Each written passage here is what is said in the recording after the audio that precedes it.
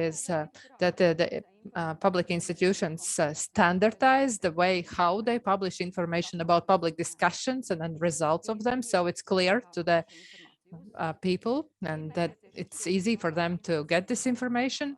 Second, there has to be more finances for development of digital tools, and the goal of those tools would be to increase participation. And the third is also to support the public participation, also including that in the budget. So where there is a money, there is also more possibilities. So today's topic, how to strengthen the participation and also increase the trust in public institutions and also government. So what are the expert ideas, recommendations and experience and ideas? So this is our task for today. In the opening part, we have invited two speakers, and to the first one, I would like to give floor to the member of the Saeima and also chair of the Parliamentary Working Group on Lobbying Transparency Regulation, Inese Voika.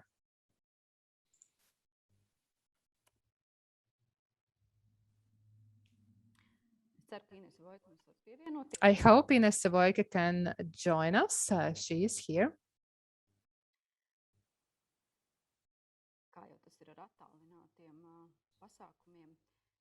As it is usually with remote events,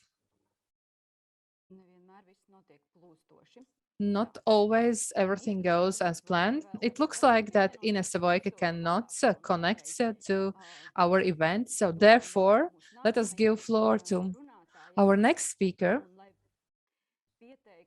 And in order to introduce the next speaker, I would like to say that if we look more globally, we know that corruption perception index, which are 100% free from corruption, those are also countries where this civic participation and participation is ideal and nothing has to be improved. Why?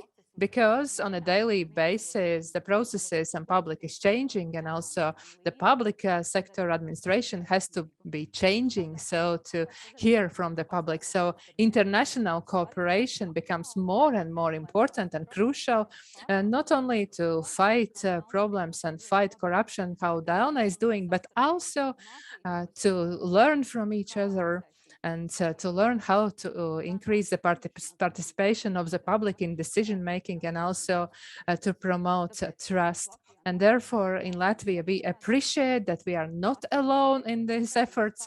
Latvia has very strong cooperation partners and friends, and their competencies and knowledge is a very important support for our daily work. So therefore, I'm honored to give floor to His Excellency, the Ambassador of Canada to Latvia, Mr. Kevin Rex.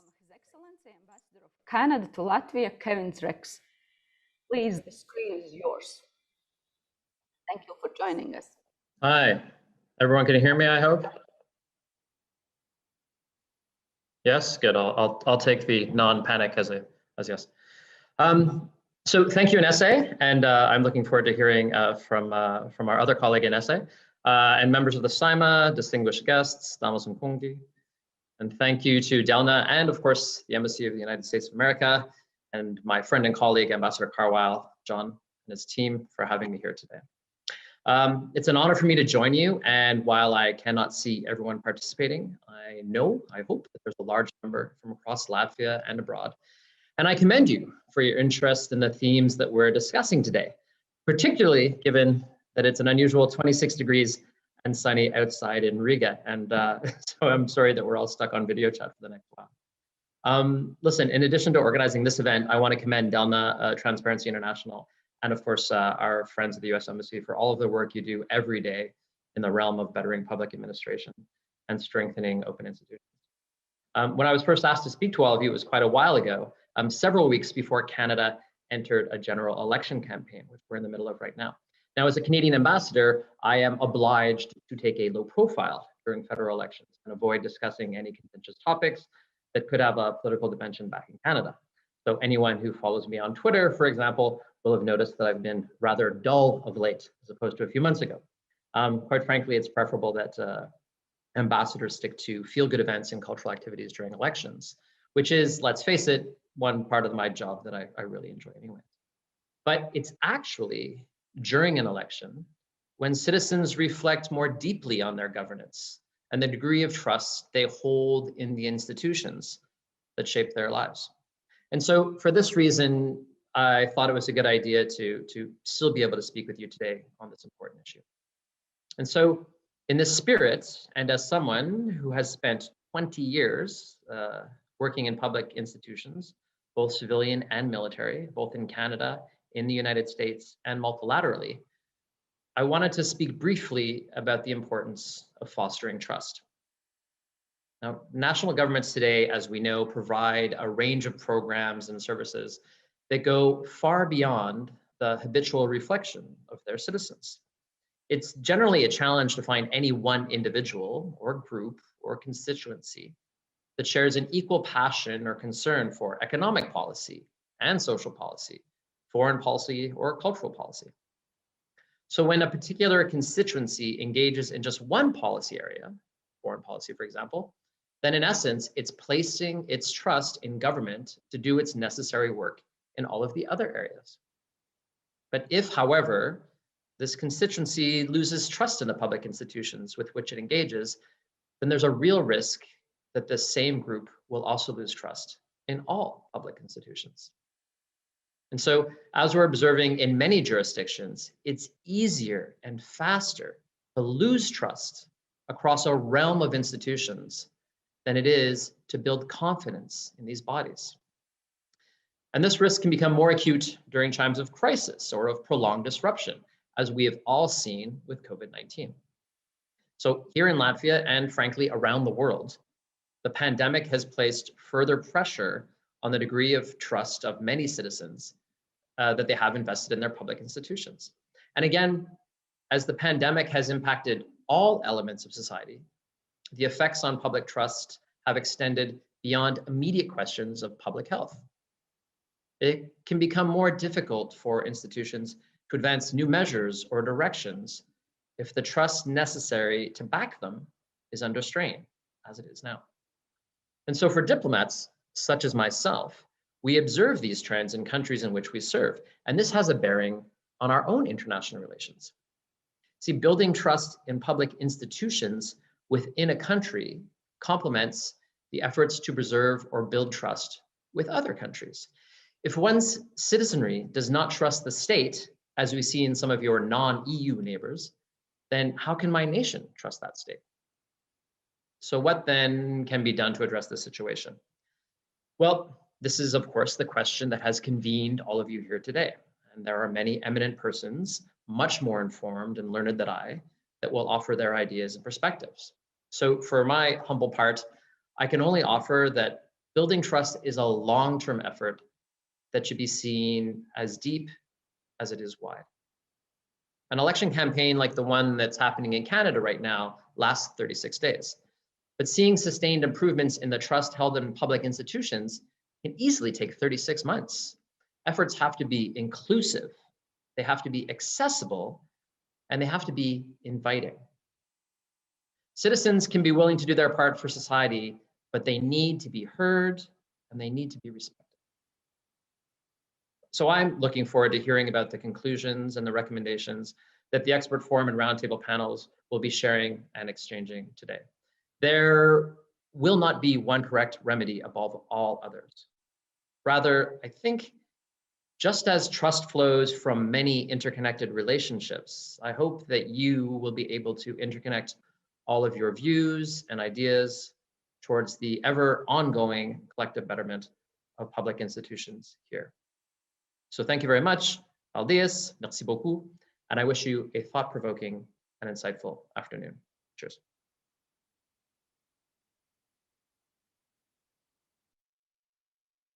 Ambassador Rex, for your opening remarks. We fully agree that building trust is a long-term effort, and of course we understand that today's discussion is only like one small part of that way. Paldies vēlreiz vēstniekam. Thank you very much once more to the Ambassador Rex for the support to our discussion and our topics and our work. And now we will continue our opening part, and I will give floor to Inese Voika, the member of the Latvian Parliament and also chair of the Parliamentary Working Group of Lobbying Transparency Regulation. Inese Voika, the screen is yours, please. Good day, colleagues and participants of the conference. Greetings to you from Vilnius, where I am right now participating in the Baltic Assembly, which is the delegation and work of 3 countries' parliaments on joint plans. And next year, Latvia will be the presiding country of the Baltic Assembly. And we just now presented Latvian plans about what we would like to achieve. And also Parliament member Atis Lēņš was the last one who presented and spoke about the security aspects as a member of the Security Commission. And he just finished his speech where he spoke about trust as a very serious element of security in order to ensure the country's security, and also looking at the ways how we are overcoming the pandemics. And I think that speaking in today's conference and also seeing how Latvia is dealing with overcoming of the COVID pandemics, we can very clearly in practice see what is trust and what does it mean and what is lack of trust. Lack of trust to the public institutions. And the maps, if we talk about the corruption and talk about the impact of vaccination and also how much vaccination is in every country done, then also the perception index, corruption perception index, which colors countries in various colors. Towards the west, there are lighter colors, and in the north, there are very light colors. But in our region, including Latvia, the colors are not so light, not so dark as for our neighbors that are not in the EU, but still this risk of corruption is quite high. It's 56, 57 out of 100. So it's like 50-50. And so it is clearly related to many things. One of the greatest researchers of corruption who is working with those issues, the representative from Sweden, Bo Rockstein, says that corruption control is more crucial, not democracy and free elections, but control of corruption is a very essential element. And it determines the situation in many well-being areas and showings in well-being. So free elections and democracy is very important precondition, but there are many countries where there are free elections, but a lot of corruption. And so well-being is much lower in that countries, and also ability to deal with COVID consequences is much, much lower in those countries. And also in Latvia, we are suffering from this lack of trust. Also, our colleagues, researchers have done a research and concluded that trust in the public institutions and their communication and their activities was a crucial factor in Denmark. So why we see that in Denmark, COVID is not considered a large threat anymore, and all the restrictions are lifted. Also, Latvian TV programs, the Forbidden Method, showed it also to the broader public of Latvia, talking about this indicator of trust. Several years ago, the Nordic Information Council in Latvia published a research about the Nordic countries, where trust is their gold. And I believe that at this moment, if we speak how to improve the corruption results in Latvia, then those two notions have a very close linkage between themselves. So trust and corruption prevention. And when we look what is expected from people, so how can you gain trust? What are those steps? How we are trained in some short trainings, how to become a better human? Then we can analyze it in relation to the countries as well. And we can see things that Latvian government has done and what we haven't done. So the first is we have to be honest.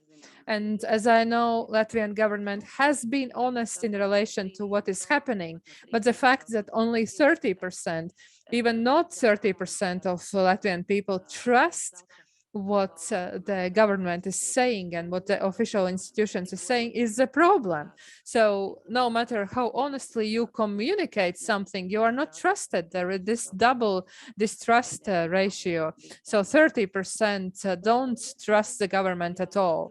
The second point, if you have made mistakes, acknowledge your mistakes and try to correct them. And this government has tried to do this, and these mistakes, of course, left deep consequences and also distrust. This trust, which is hanging on a very, very, very small rope, is all the time getting smaller and smaller. And the third point is about communication. So the government has to think about the ways how to better and better talk about the decisions which are being prepared so that the public understand it better. So how can you trust if you don't know? And number four, show to the people that you care. And I'm so happy that the Latvian government is already learning from the mistakes made in last autumn, and that we are making a step closer to people and trying to find the ways how to fight the epidemics, and we are trying to do so it's easy to understand for people. And this is what we see in Denmark, the country of very high trust. Denmark was able to avoid very, very strict restrictions, and that was because the restrictions they had, they were people observed them, and that's why they didn't have to have stricter restrictions.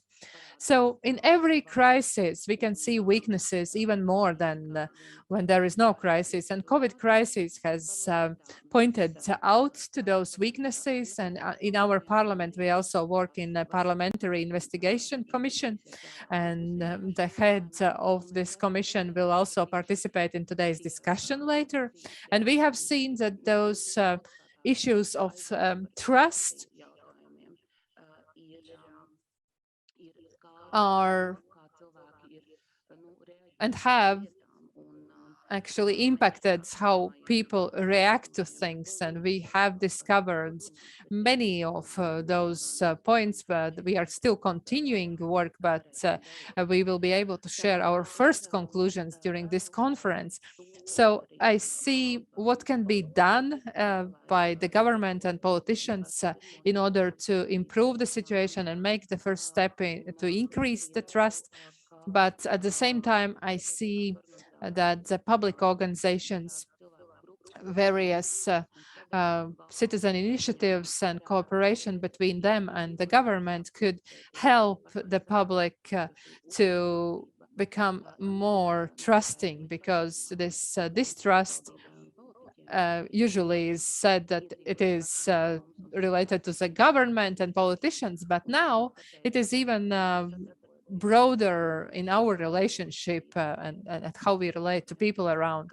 So we will discuss many various sectors. Like today, in today's discussion, we can make such small steps forward. So thank you very much. Thank you, Ms. Voika. Thank you for bringing up the topic of trust in relation to the national security and defense, and also the topical issue of pandemics and trust in general. We expect and we think that today's discussion and also the expert forum will result in proposals for possible solutions on specific steps that we can make in the nearest or furthest future to improve the trust indicators of the society. And it is important to say that the task of governmental officers is not only to think about how to improve this trust, but it is also a task for the NGO sector, and that's why we speak about this here. Thank you to the participants of our opening session, Mr. Ambassador and Ms. Voika. And now it's time to proceed to the expert forum. And we have invited several experts to the forum. And they will offer their opinions, will tell about their experience, what concerns trust in the public administration as a precondition for implementation of public decisions. I, as well as other speakers, mentioned that if we want to ensure economic growth, COVID management, growth in other aspects and so on, trust is very important. Dalna published a report on the impact of COVID measures on the level of trust in Latvia. And at the beginning of summer, we published an extensive report on current lobbying practice in various levels in Latvia. Our research fellow Olafs Grigus worked on these reports, and he has quite a lot of knowledge about other aspects, and that's why he'll be the first speaker during our panel, including about the pandemic solutions offered by the government. Good afternoon. I'll try to share my presentation on screen. Currently, I am unable to do that, maybe due to some technical problem.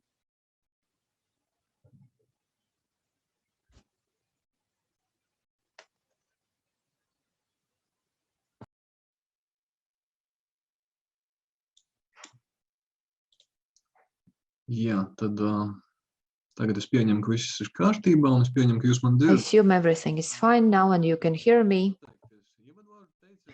First and foremost, I would like to say thank you to the introductory speakers who offered many important ideas, and I highly appreciate what His Excellency Ambassador said, namely that you cannot build the trust in just one day, and there is no one silver bullet solution for this. At the beginning, I will try to speak about these problems in general, and then I will also touch upon Dalna experience in this area as well as other topical issues. If we look at problems in general, we know that this concerns not only the pandemic, because we have for quite a while talked about low trust indicators both in the Parliament and also political parties. I believe these numbers are one of the lowest in the European Union. So, and what does this mean? What does this trust means? What does it tell us? I think that can tell a lot. Ms. Voika already touched upon some of these issues. First and foremost, I think we should speak about the reasonable distrust that has been caused by the corruption and illogical decisions of various officials. Then we also have to speak about the quality and competences of various officials. I think this is also an important issue, because the lack of trust can result not only from affairs of dishonesty, but also concerns about the lack of competences. That also goes hand in hand with communication, namely how these decisions are explained to people. Then we also have to speak about engagement. Of course, in Latvia, the society has quite many options for engaging, for participating, but then we have to ask how meaningful is that? What is the added value?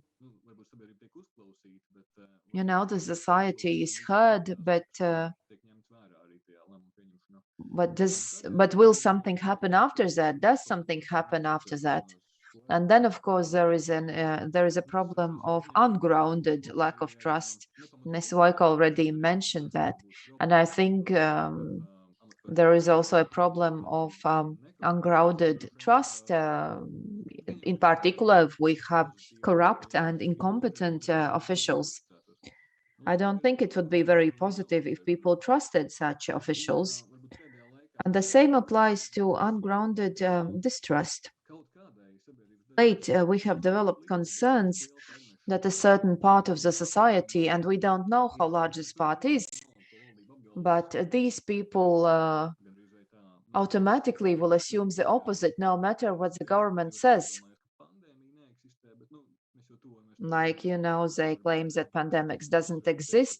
And I think that will soon apply to many other things. Whatever the government says, this group automatically will assume the opposite.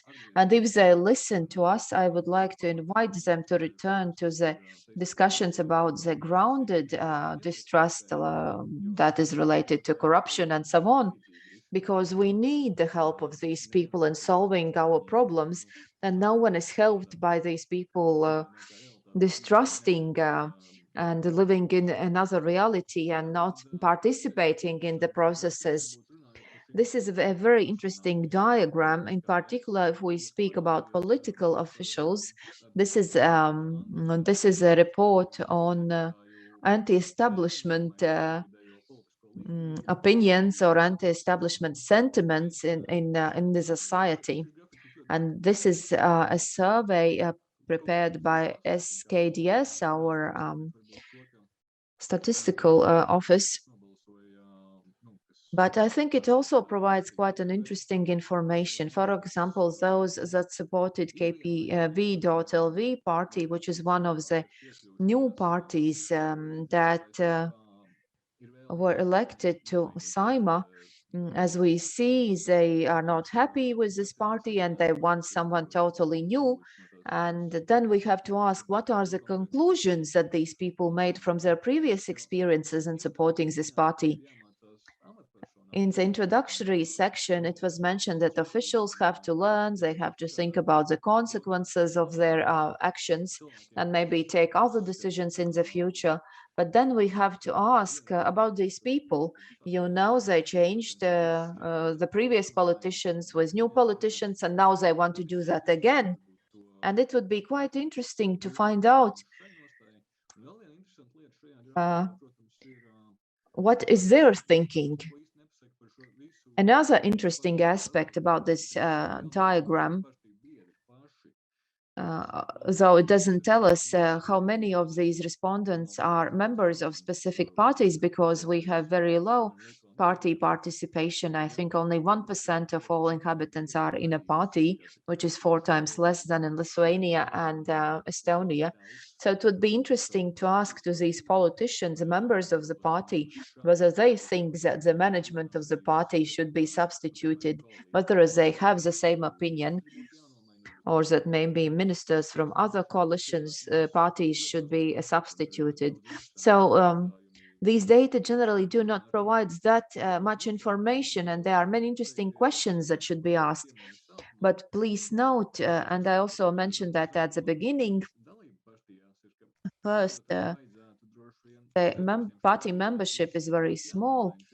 And I believe that people who think that politicians and political parties should be substituted, then they have to realize that you have to have someone who can be a substitute. So maybe you have to increase the party membership and maybe improve internal party mechanisms to substitute the management or the leaders of the party. Because we have had quite many discussions in Latvia about the internal competition, and that there are very little changes, very few changes made in the coalition. And so maybe that's related to the so-called red line policy, even as a Saskaņa party. And due to this, it's the possibility to change something is quite limited. Then we have to ask whether there is internal competition in the parties that would be able to cause these changes, because substitution, of course, is important to ensure responsibility.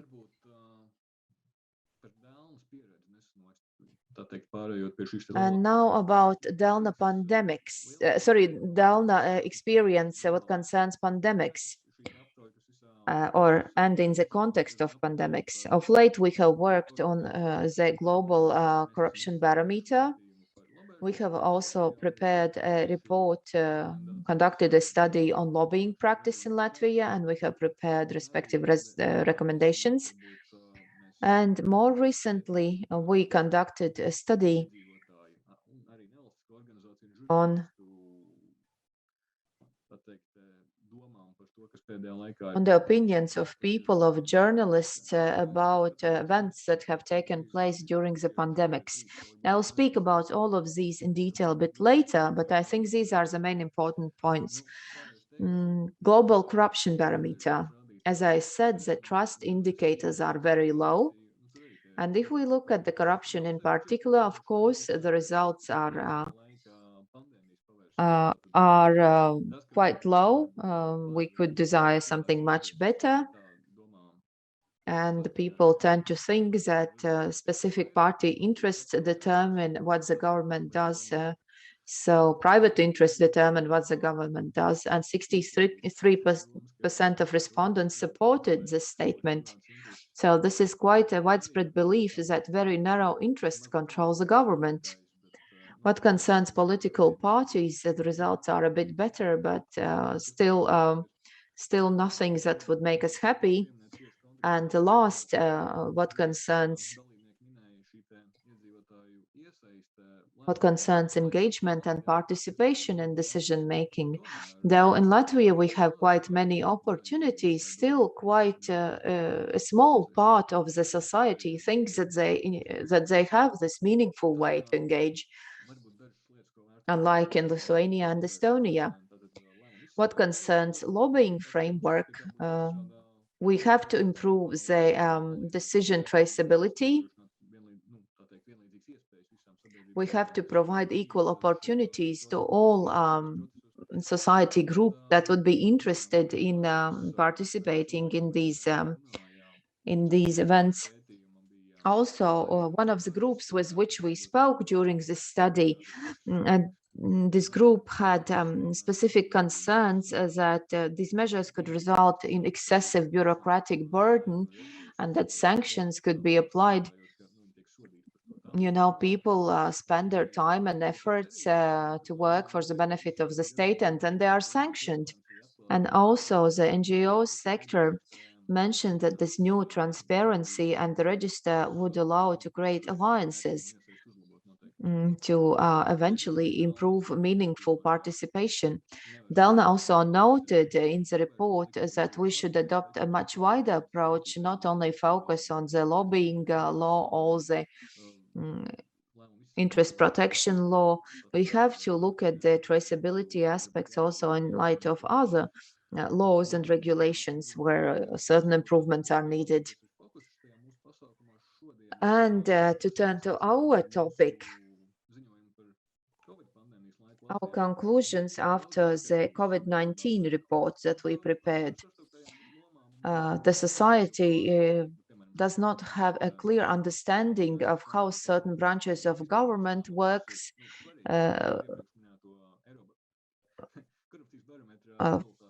I think that goes hand in hand with the Eurobarometer results, namely that most of the society thinks that the government works for very narrow interest.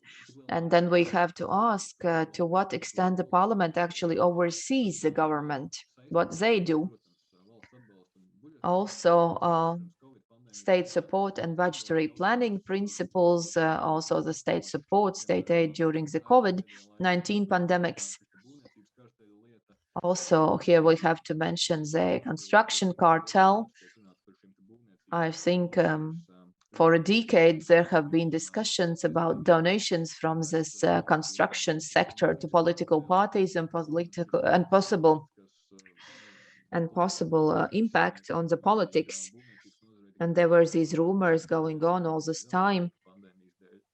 And also society speaks about the possibilities that the construction sector has received more than they have lost during the pandemics. Also, we speak about communication, and the society the society finds a tone of the government, you know, they are like scolding the society like nasty children, which is not really adequate, in particular, in light of the next paragraph, namely incoherent approach to imposing various restrictions and providing only very few grounds for specific restrictions. And people know that very well, and they see that, and people just see that, you know, the government is not really doing their job. And of course, the situation is complicated, but people feel like children, you know, being scolded, being patronized. Maybe the officials should also admit that they have made mistakes and maybe engage less in this denigrating rhetorics. Also, many things take place remotely, and the officials can easily leave meetings just by disconnecting. It's not like being in person, where it would be much more difficult to leave a meeting if you don't like it. I already mentioned the restrictions. Also, this meaningful participation, I think it was already mentioned that if we speak about the remote participation, there's this feeling that, yes, you can write your ideas like in chats and so on, but there is very little feeling that people have this feedback, that they have the feeling of being heard. And if we speak about the communication, the people had this feeling, you know, that the government sees communication with the society like, you know, we explain our decisions and you abide, and it's not like two-way communication. And to summarize and to return to the fact that this is not not something that has become topical only during the pandemics. And during Greco fifth round, certain recommendations were made, and they have been topical for Latvia. They were topical for Latvia even before the pandemics, like traceability of decisions and context. For example, freelance advisors to high-level officials, this should be solved. Also, reporting about potential conflicts of interest, like situations when these conflicts could develop, they should be reported at that moment, not when they have already developed. As to declarations, I don't think the declarations of even high-level officials are not systematically checked. And here I'm speaking about financial annual returns, also traceability, participation, and so on. I think that is already covered by the lobbying regulation, but there are still many questions that are not answered. And as it was mentioned, the lobbying law is not the only thing that we have to focus on. And another interesting thing that was mentioned, the capacity of bodies. In the recommendations, we focused on the internal affairs system, namely the financing allocated to the police and state border guards so that they could perform their functions. This is a topical issue, in particular, considering the fact that the new budget is being discussed at the moment. And at the end, I would like to speak about the address of the president to the parliament during the opening of the autumn session. And I think that goes hand in hand with many things that we mentioned in our report. First and foremost, delegation of authority to the government and local governments. Yes, there could be situations where decisions have to be made quickly, where you have to react quickly, but at the same time, we have to remember that there is very little trust in the government, in particular if the government, if the society believes that the government works for the benefit of specific narrow interests. I think we have to keep thinking when it is proportionate to concentrate the power in one narrow branch of the governance. And then we also have to ask to what extent the parliament oversees the government under normal circumstances. The next, strengthening the internal security, and I think that goes well together with the Greco recommendation on adequate financing to the police and the state border guards, for example, wages. Of late, we have heard that money will be spent on improving the infrastructure, which is important, but then Mr. Kozlovsky was in this area. Maybe he will be able to comment during today's event, including about corruption risks. But if we consider the wages, this is very topical, and maybe how this risk is affected by the low wages. The next topic, structural problems that the state faces. In particular, if we speak about the COVID problem or the COVID time, this backwardness as to infrastructure.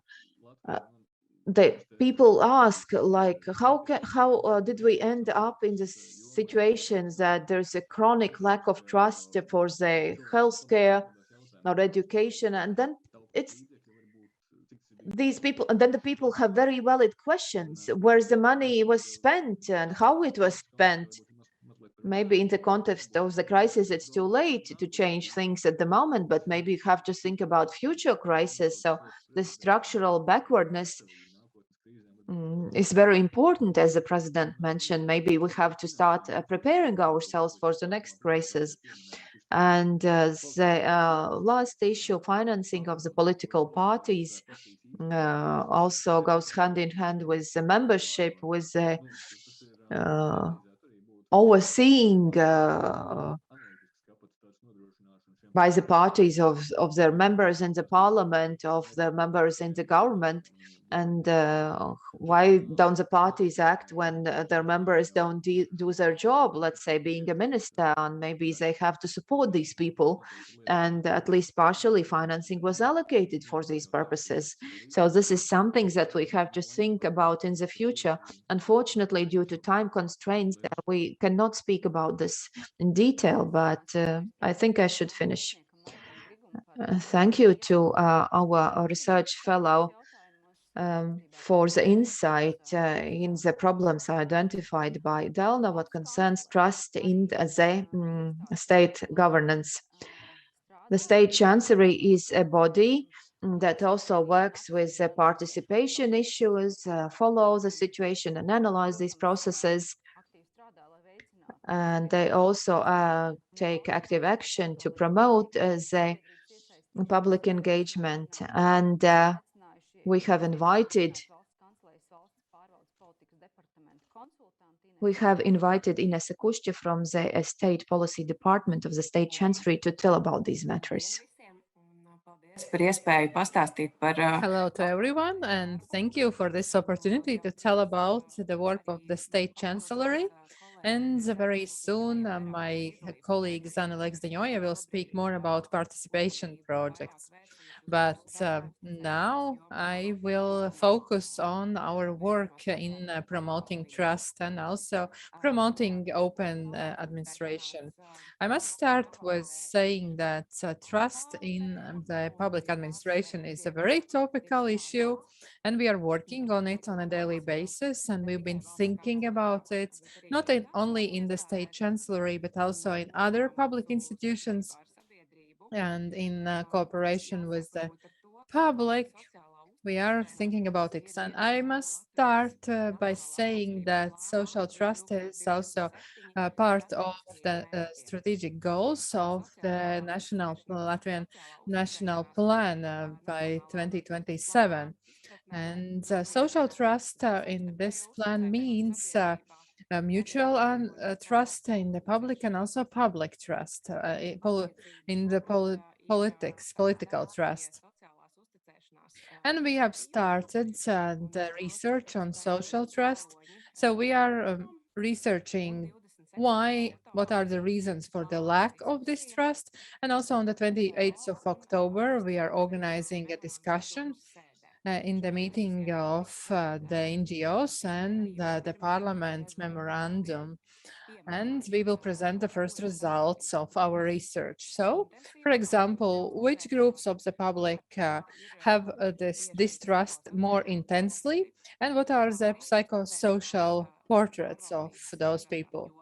And also trust in various sectors of state administration. This was already included in the agenda of the memorandum between the NGOs and government. And this work will continue also next year. And then we will have think tanks together with the NGOs and the government. And we will try to understand what are the solutions so that this trust level can be increased. At the same time, the state chancellery regularly is also carrying out the satisfaction research. So we are trying to see how the public trusts the government, public institutions, and how they assess their communication with the public authorities. And we see that this assessment is going down, and people are considering that people in the public administration are working less and less for the benefit of people. But at the same time, many people have very positive attitudes and experience of working with specific individuals from the public institutions, and especially in such institutions as State Revenue Service and Migration Office and State Social Office. So people have a good experience with those institutions.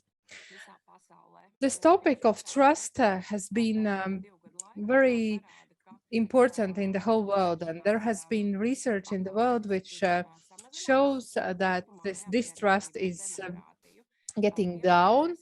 For example, recently there was University of Cambridge global satisfaction with democracy research, and it showed that the proportion of population in the world who were dissatisfied with the democracy was 57%, which is the highest level in the last years. So during the pandemics, another international research showed that the trust in public institutions is going down. People are more trusting the experts of the sector and also the private business leaders. And not only the social groups are analyzed to which belong people who don't trust, but also the reasons. So the reasons are fear to lose work, to get ill, the climate changes, and cybersecurity. And also, if we talk about international research, we've been following and the tendencies in the state chancellery. I must to point out that OECD also this spring decided to research the trust, and starting from this autumn, they have planned to carry out a new OECD research on trust. And their goal is to develop an internationally comparable indicator about trust in public institutions. OECD has been researching trust for many years, and already now we can use trust factors. So what are the factors that impact and that would make people trust more in the public administration? Such factors are listening to people, trustworthiness, openness, honesty, and also being just and integrity. And also talking about our future plans, I must say that we are working on development of the plan of open administration. And in this plan, there will be two directions related to the promoting trust. Of course, we will have events to promote trust. So we are working towards two directions. So one is participation of the public and in development of high quality and reasonable decisions, and also openness and transparency of the public institutions' work. And here I would like to point out that we listened to the opinion of the public, what has to be done for the state institutions to become more open and to involve the public more. And I must say that there is a huge interest in having more open institutions. And also we have a scope of cooperation partners, and from the opinions given by the public, we see that the public wants to be involved more. Also at the individual level, for example, organizing surveys and organizing consultative forums, and also at the level of the organizations and groups of the society. Also, a topical question is how to listen to and how to speak to the part of the society who don't follow what is done in the government and what are their decisions. So sometimes we have had a negative experience in this group and also during the COVID. So the question is, how can we reach those people? How can we hear their stories?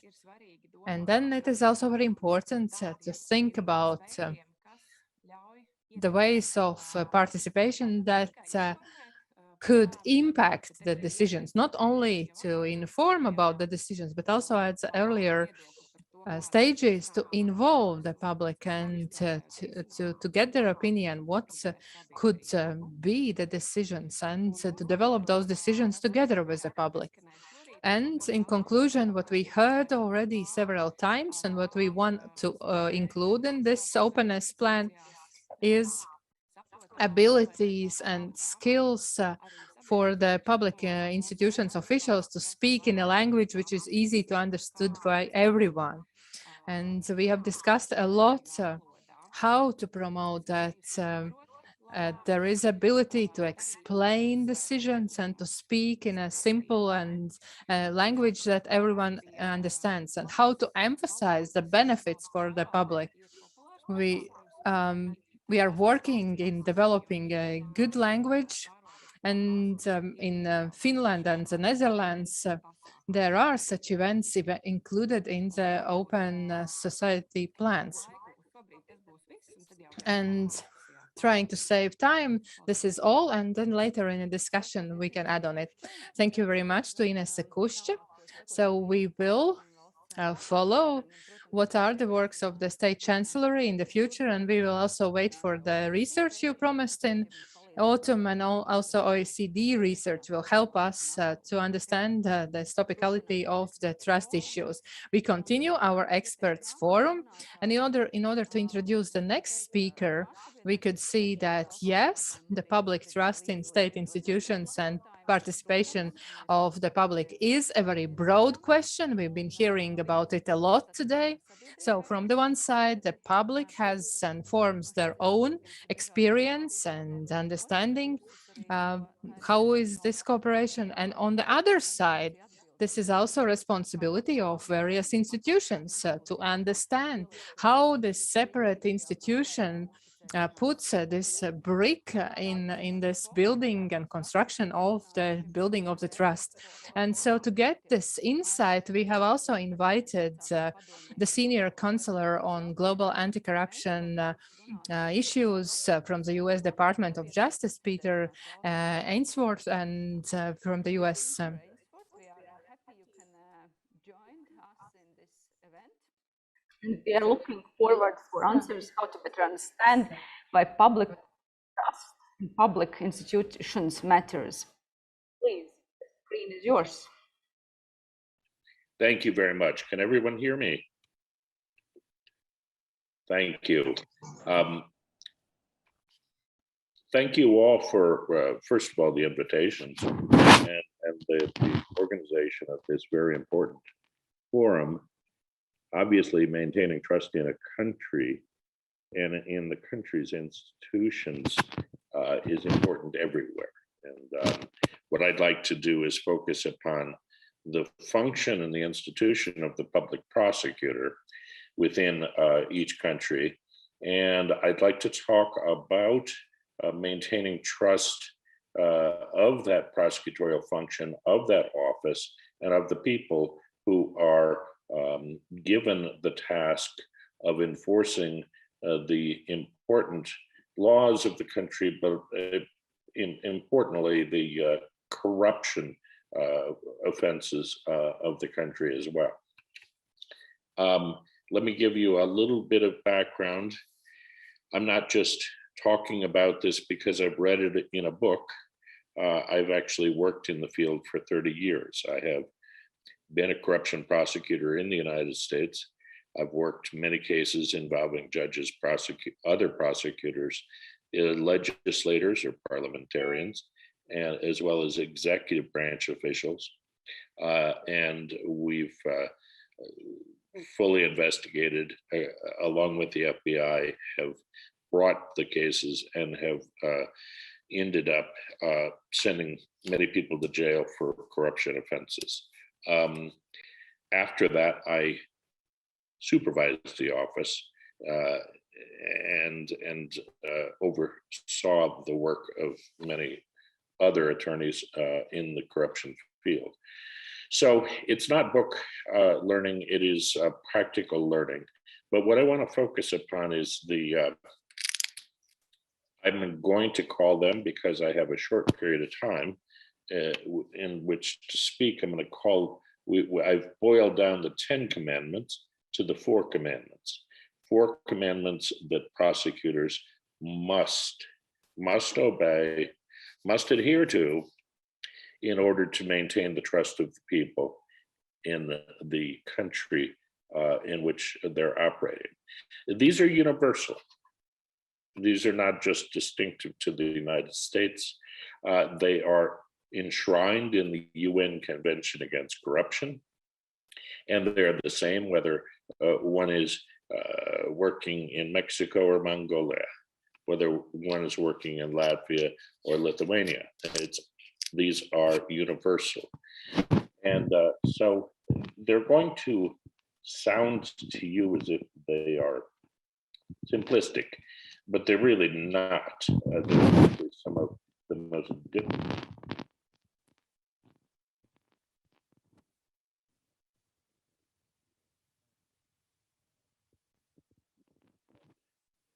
To the lack of trust when they haven't been followed.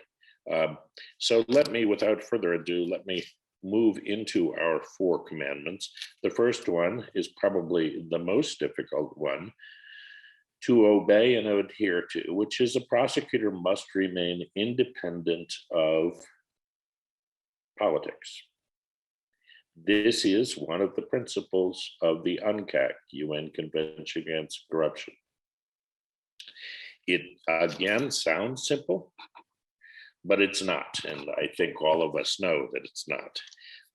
We have stumbled in the United States at times, but we've also taken very serious measures and ultimately effective measures to shore up the independence of the prosecutor. Years ago, we had a scandal called Watergate, and prosecutors were fired, were dismissed because they dared to look at the conduct of the president and the president's men. Well, we decided after Watergate that things had to change, and prosecutors needed to be more independent, and we needed some insulation from the executive branch, or the political arm of the executive branch, meaning the president himself, and some separation between his desires, his goals, or her goals one day, and the prosecutorial function, which needs to be independent of these political functions. So we changed some rules. We created some rules against contact between prosecutors and political figures, whether they're in Congress or in the White House. We created principles that we actually embedded into our oath of office. The Justice Manual requires the insulation between politics and the prosecutorial function, especially in the corruption area. And we created a system of civil service protection. Why is that important? Well, we had finally in place the ability for a prosecutor to contest his or her firing, his or her being penalized for bringing difficult cases that may not have been popular with the powers that be. In other words, for political reasons. So the rules were changed. And that's important. And I know you are also taking pen to paper, and you're changing your rules. You're creating codes of conduct and creating manuals and rules to live by. But importantly, when a country takes this on, a country needs also to be aware that you have to create an effective enforcement body in order to enforce the rules. The rules themselves are simply words on a page. And so what we did was, along with changing the rules, we created a couple offices that again operated under independent principles. One of them was the Office of Inspector General that looks at these kinds of topics, the question of whether politics entered into the decision to either charge a case, charge an individual, or to fail to charge, to not charge an individual. And we, at the same time, created another independent body called the Office of Professional Responsibility, tasked with the job of determining whether ethical violations had occurred. Now, ethical violations can be any number of things, as we all know, and there are lots of different ethical strictures that we apply to the prosecutorial institutions. But importantly, this maintaining a separation between politics and the prosecutorial function is one of those important principles that OPR, the Office of Professional Responsibility, enforces. So together with the rule change, we created an effective regime to keep the prosecutor independent. Has it always worked? Well, I think those who've read the newspapers the last few years might question whether it does always work in our country. The answer, quite frankly, is no. We are continuing to strengthen the measures, the mechanisms that shore up this independence, but we have stumbled, and we will, I predict, stumble again, because this is a very difficult thing to accomplish in any country.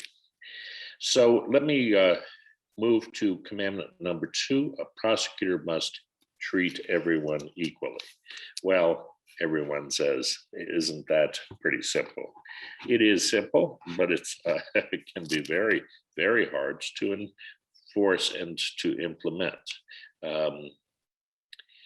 Included, again, the rules included in our principles of prosecutorial justice is this sense that everyone should be treated equally. In the Justice Manual, the same thing. In our oath of office, the same thing. It's embedded in the system. But unfortunately, Occasionally, we do stumble as prosecutors. We do stumble as justice system actors, because, as we all know, it's much easier to treat those with influence, with power, and with money differently from the man or woman who sweeps the streets. That's just the world that we live in. So how can we accomplish this goal? How can we make sure that that people are treated equally? Well, first of all, we have a thing called prosecutorial discretion. Everybody does, even in a European system of civil justice, where all cases must be looked at, but some cases are treated more importantly than others. We also, and so the prosecutor has an enormous amount of power in order to ensure, and to use that power to ensure that people are treated equally, that people are treated the same way. Importantly, and again, the UN Convention Against Corruption requires this, requires it. It's not just suggested, it's required. And the requirement is that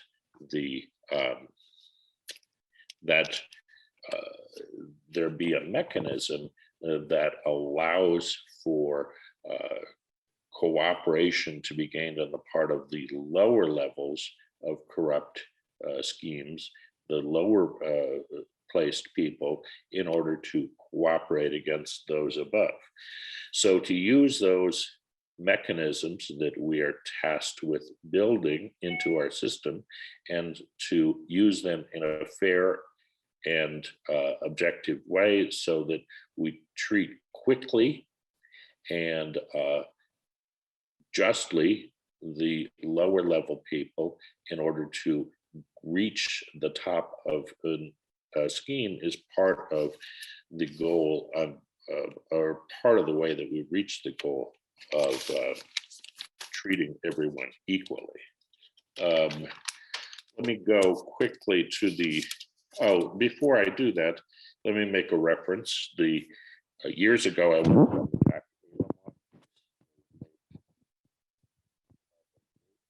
good. One is more entertaining than good, but I'd recommend that you spend 2 minutes on the Google and look them up. And Alex Gibney is the director of the good one. And watch the movie, because it's a wonderful example of an effort to both keep politics out of the prosecutive function in the corruption arena, and number two, to treat everyone equally, to treat the lower level actors in a less serious way in terms of sentences than you treat the higher levels or the top. So it's a movie about a case that I was deeply involved in.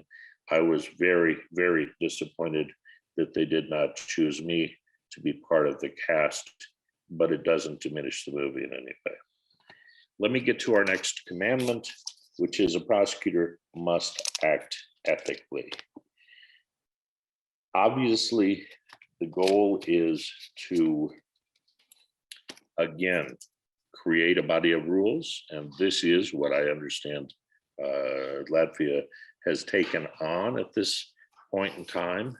But again, very, very importantly, you must have a body that is poised to objectively and fairly enforce those rules. Some countries spend years writing the rules and then sit back and expect somehow the rules are going to make all the difference in the world. Well, they're not. They're not, and we can't expect that. We have to have fair and impartial institutions and independent institutions that are designed to enforce the rules. Those rules apply to me. They apply to any other person who is part of the prosecutorial function, especially the anti-corruption prosecutorial function, and the rules need to be applied, again, equally to everyone. A few years ago, there were some other. Luckily, this was after Watergate and after we had created institutions that were designed to inquire, to investigate the circumstances surrounding the firings, and they did. And what they found, these bodies, these offices, what they found was, in fact, the ethical rules were breached, and the rules of ethics were broken, and in fact, people were punished for these lapses. I would recommend that you spend, if you have any interest in this, spend a little time. One Google entry under the United States Attorney's firings will probably reveal the report, again written by the Office of Inspector General and the Office of Professional Responsibility. And it also touches upon our commandment number 1, which is keeping politics out of the business of public corruption. And last commandment, prosecutors must seek to positively impact society. Well, what do we mean by that? We have to make decisions in our job that keep in mind the future, both the past and the future of our country, and the progress, the positive progressive direction that we're seeking to make.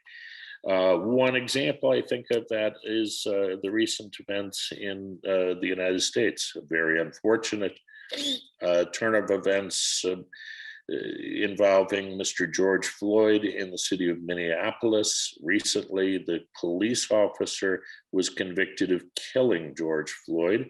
The jury convicted him, and he is now a convicted murderer. Those kinds of cases weren't always brought in the United States. In fact, they were very often ignored, and very often ignored by the prosecutors who in Minneapolis just recently stepped up and actually brought the case and got the police officer convicted. Well, what has changed in the last 30 years? Quite a bit in this arena. What's changed is that, in fact, a progressive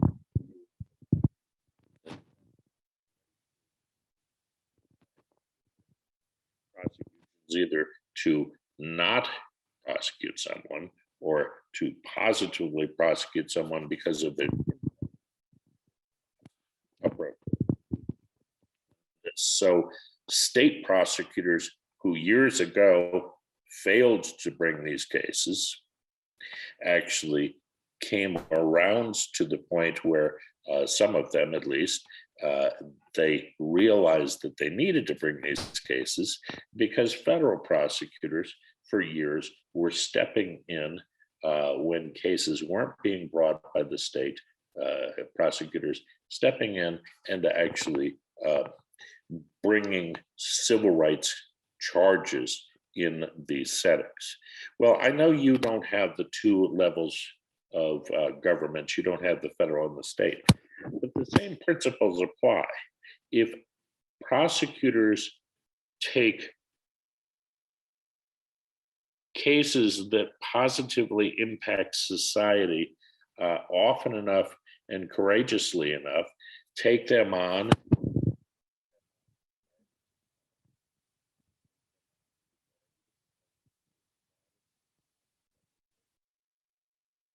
it will influence other prosecutors to start to do the same thing, to operate by the same principles of justice, and ultimately send the signal to society that, in fact, this is an institution that you can trust. Justice can be done in our country regardless of the players and their various levels of status. And we are committed in the justice sector to seeing justice done. So just a microcosm of do to raise the level of trust, what others in the justice sector can do. And obviously, I don't need to tell you that this is a very important arena out of all of the important arenas to show and to continually demonstrate that we can be relied upon to deliver justice in our country. Thank you very much for having me, and I wish you a wonderful rest of the seminar. Peter Ainsworth, for sharing your experience and knowledge. Unfortunately, we don't have time for questions, so we are moving to the next. Tad turpinam mūsu ekspertu fórumu un kā noslēdzošais. Let us continue our expert forum. And the last expert in this discussion is Otto Tabuns, who is the director of the Baltic Security Foundation, and he will speak about the public trust as an important precondition for implementing decisions. The screen goes to you. Thank you for this invitation and possibility to participate in this event. I would also like to say thank you to previous speakers and our North American partners for their engagement. That is very important, because we are not the only ones who think about this. It is also very important to our friends, those political actors and representatives who have the same understanding of values as we do. First, I would like to mention the perspective that I will discuss in my speech. As you can conclude by the name, from the name of the bodies that I represent, we focus on security matters, not only in the traditional understanding of this word like military defense, but also other matters like the public security. And this process that we can see in particular of late here,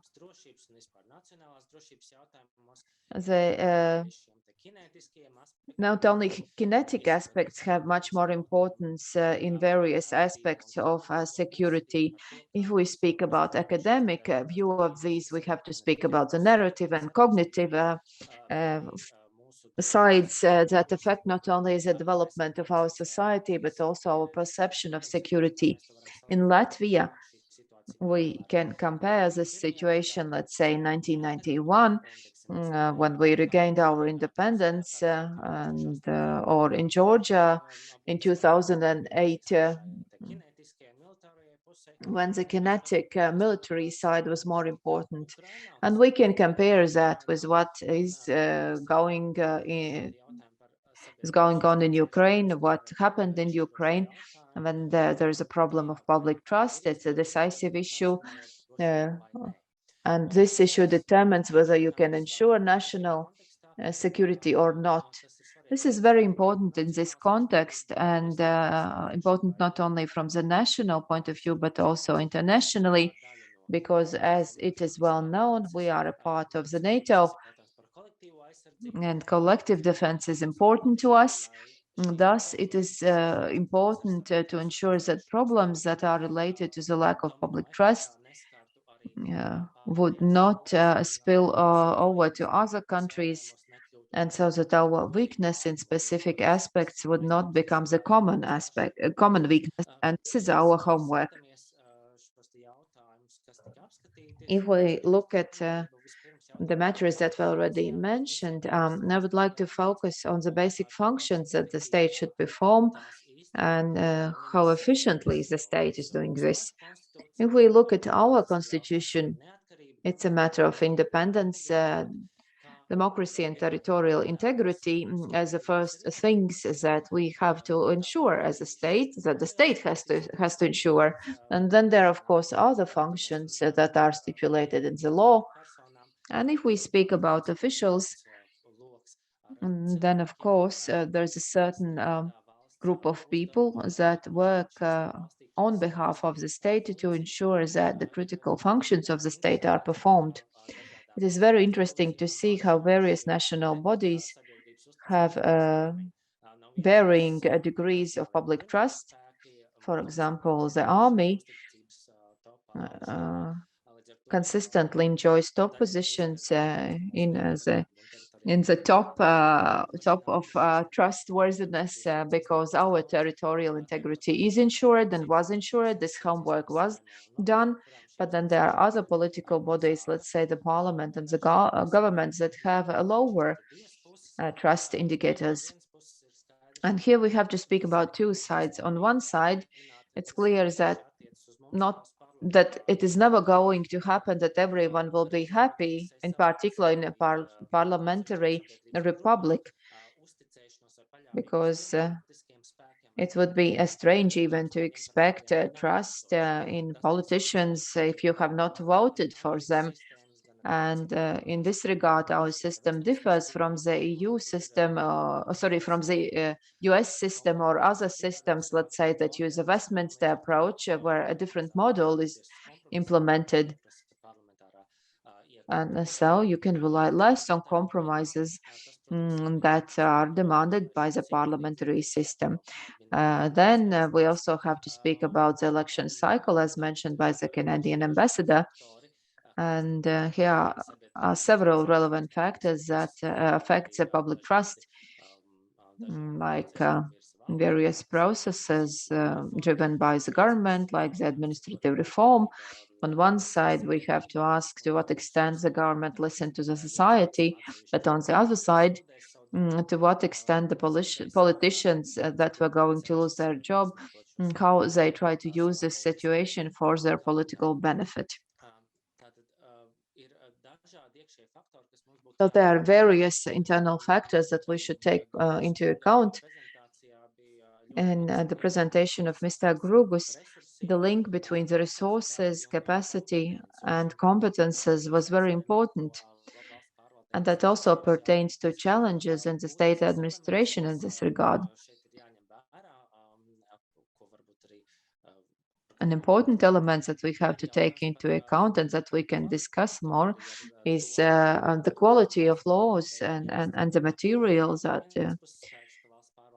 that is the basis of whatever the state administration does. Of course, the administration has to abide to certain formalistic requirements that apply to the law. But on the other hand, if you haven't performed a comprehensive life cycle analysis of a particular law, if you haven't analyzed all the resources and so on, it is quite difficult to proceed, even in cases when you have the best competence possible. And sometimes we also have to ask whether the goal of individual laws, whether all of these objectives and purposes are harmonized and aligned. So this requires action from both sides. It is also a matter of communication. On the one hand, it's a matter of rhetorics, how we present things, and on the other, the substance of what we have to say. Here I remember a very good example mentioned by Ms. Kušķe, namely how you speak with people. And let us remember one of the statements made by the State Revenue Service, like they would like to explain the law in more simple terms, but they will not do that because the law is formulated as it is. And this makes it difficult for the officials to speak in simpler words with the society, in particular in cases when legal problems could emerge. And this also affects the public trust. How can we trust things that we don't understand? So this is also a matter of the quality of laws and how people understand this information. If we look at external factors, it is important to pay attention to how the public trust is used by the country's political forces whose interests are just the opposite of the Latvian national interests, our values that have been enshrined in our constitution and other documents, like this narrative about a failed state and these deliberate attempts to reduce the trust that, the system doesn't work. It's not just negative experience in individual cases, but this is systemic and this happens in the entire country. And of course, some countries are not interested in Latvia developing or in the independence of Latvia. And for them, it is much easier to hire people who deliberately try to develop this narrative, to persuade people about this narrative, because it not only makes Latvia weaker, but also works for the benefit of the internal political goals of these countries, to persuade the local people that authoritarian countries are not doing that bad, and that on the other side of the border, like in Latvia, it's not that great either. If we look at specific statements of former officials, like former ambassadors, who have claimed that you have to increase control of specific Latvian bodies like the Parliament or Riga City Council. Of course, if the public trust is small and engagement is weak, then the situation can be abused and the influence can be increased in specific bodies, because that is much cheaper than conflicts or wars. So why do you have to spend money on a war if you can affect bodies, take over control, exert more influence, in particular if the public doesn't care? That is much simpler. On the other hand, it is also a matter of strategic investments from other countries who try to make sure that they have much more influence, in particular on decision making, in cases when specific business sectors have more interest than others. So cartels could play a greater role, or another narrow group of interests. And in these cases, it is also much easier to have more influence in specific areas, thus to widen your possibilities to promote your national interests at the expense of the Latvian national interests. So here we have to speak about political corruption. So corruption takes place not only for business interests, but also to ensure that specific political decisions are made that can undermine the security of Latvia. And if these people succeed,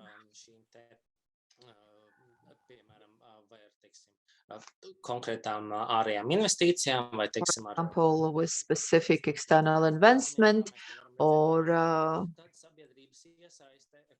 loans to other countries, and the public engagement becomes meaningless, because if you have obscure decision-making processes, and if this country undertakes liabilities, and this is done to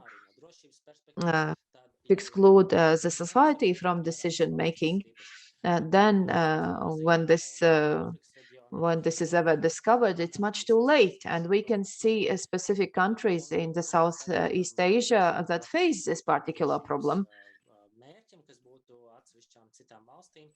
And this also goes hand in hand with security purposes, security objectives of some countries. Namely, it is easier to bribe someone, to buy someone, than wage a war.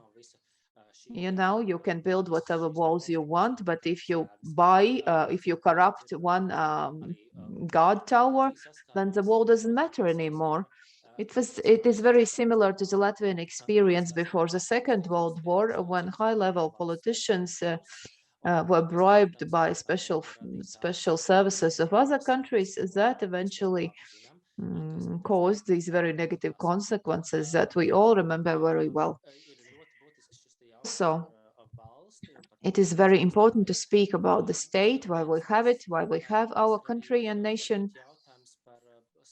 On the one hand, it's a matter of the maturity of the society and the understanding of the society. There are various theories how to analyze this.